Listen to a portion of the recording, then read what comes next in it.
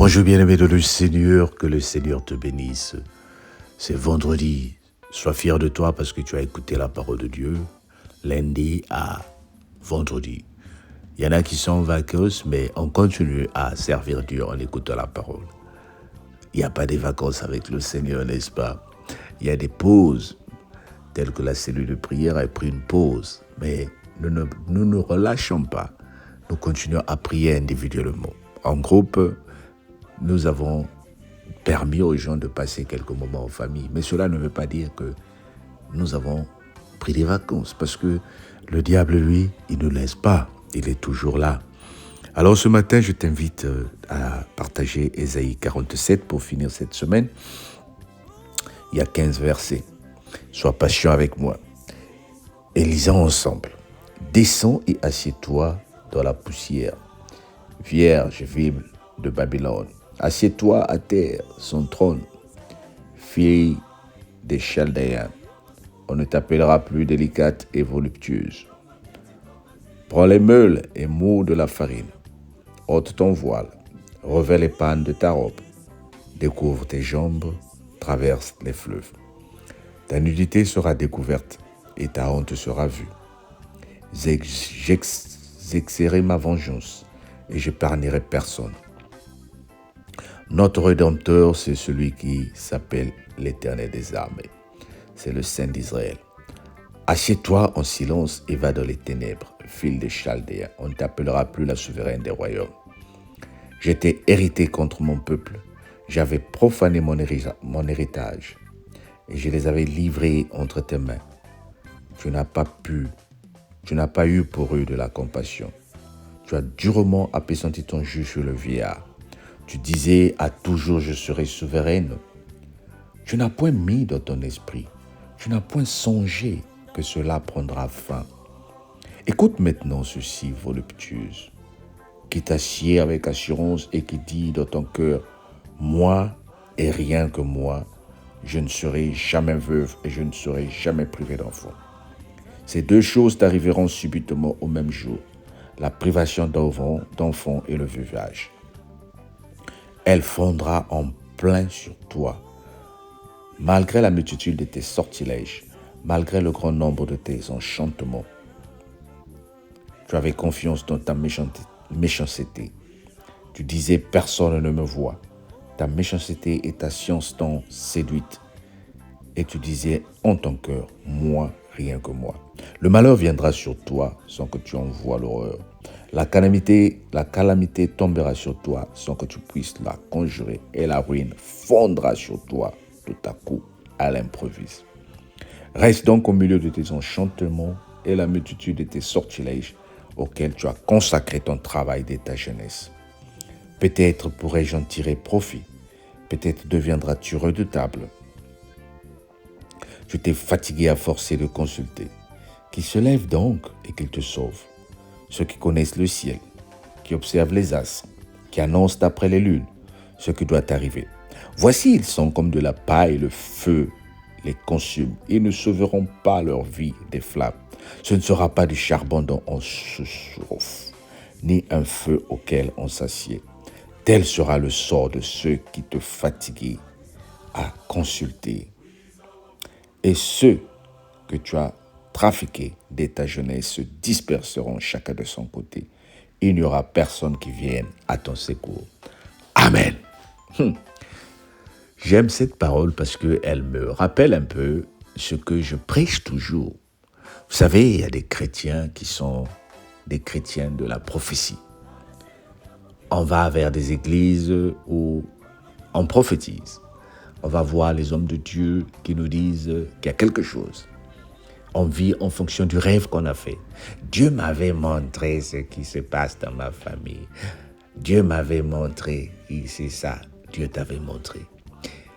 La voluptueuse. Et le Seigneur aujourd'hui est en train de dire, personne ne va te montrer. Ceux que tu consultais sont morts. Bien-aimé, imagine que tu comptes sur Papa Alain chaque fois pour te dire ce qui doit arriver dans ta famille. Imagine que c'est moi qui dois prophétiser pour que tu comprennes les choses qui se passent dans ta famille. Tu te disputes avec ton mari, tu appelles Papa Alain. Papa Alain, Il y a un esprit qui se passe dans ma famille. C'est tout ce que tu fais. Et beaucoup de chrétiens vivent comme ça. Je ne dis pas qu'il ne faut pas appeler. Nous devons appeler les hommes de Dieu pour nous soutenir dans la prière. C'est normal. Nous devons consulter pour qu'on nous explique les rêves et les songes. C'est aussi bien. Mais ma position et mon message ce matin est que ne mets pas ta vie juste sur les prophéties ou sur l'interprétation des rêves.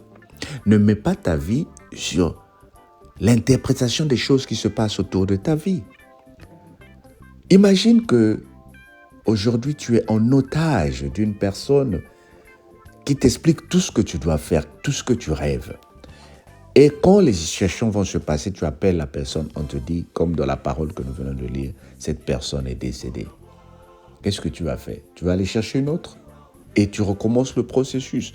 Aujourd'hui, la majorité des chrétiens, nous ne vivons que sur l'analyse. C'est-à-dire, quand quelque chose se passe dans ta maison, c'est d'autres personnes qui le font. Ah, si ceci arrive dans la vie de mon enfant, si ceci arrive dans la vie de ma maison, c'est qu'il y a quelqu'un qui est derrière.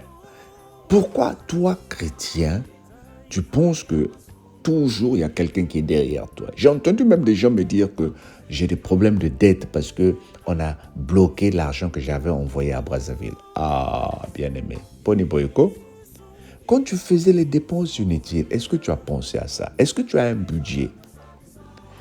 Ah, mon fils prend de la drogue parce que il y a quelqu'un qui est en train de parler derrière mon fils. Bien-aimé, est-ce qu'il y a quelque chose que tu n'as pas manqué? Est-ce qu'il y a une éducation que tu n'as pas arrêtée? Est-ce que tu as passé du temps avec ton enfant? Est-ce que tu as vérifié comment l'enfant est en train de se développer? Bien-aimé, la Bible est en train de dire ici d'abandonner ces choses-là. Sinon, le Seigneur va nous abandonner. Nous donnons la gloire au diable dans nos vies. C'est le diable maintenant qui domine. Nous les chrétiens, l'interprétation des effets négatifs, tout ce qui se passe, c'est le diable. Tout ce qui se passe, c'est le diable. Mais va dans les hôpitaux, tu vas voir comment les malades sont remplis. Va dans les rues de Sarcelles ou les rues de Marseille ou les rues de Acné ou les rues de l'Est de Londres, tu vas voir comment les gens sont en train de se droguer. L'impudicité. Les esprits de ce monde qui se lèvent. Bien aimé, la Bible dit, les esprits de ce monde dominent. Alors, nous ne serons pas épargnés. Nous devons veiller. La Bible dit, veillez, résistez. Et le diable fuira loin de vous. Je ne dis pas que ces histoires n'existent pas. Je ne dis pas qu'il n'y a pas la sorcellerie dans ta famille. Mais ne glorifie pas ces choses-là. Ne les glorifie pas. Il faut que ta maison soit une maison de prière. Une maison de prière ne peut pas être une maison où chaque fois il y a des problèmes causés par les autres. On va te tenter, mais tu seras épargné. On va te faire la guerre, tu dois être épargné, bien-aimé. C'est la parole de Dieu qui nous le dit. Le Seigneur nous demande d'arrêter de glorifier ces choses-là. Tu t'es fatigué à force de consulter. Qu'il se lève donc et qu'il te sauve. Ésaïe 47, verset 13. La Bible dit que ceux qui te consultent, va sauver.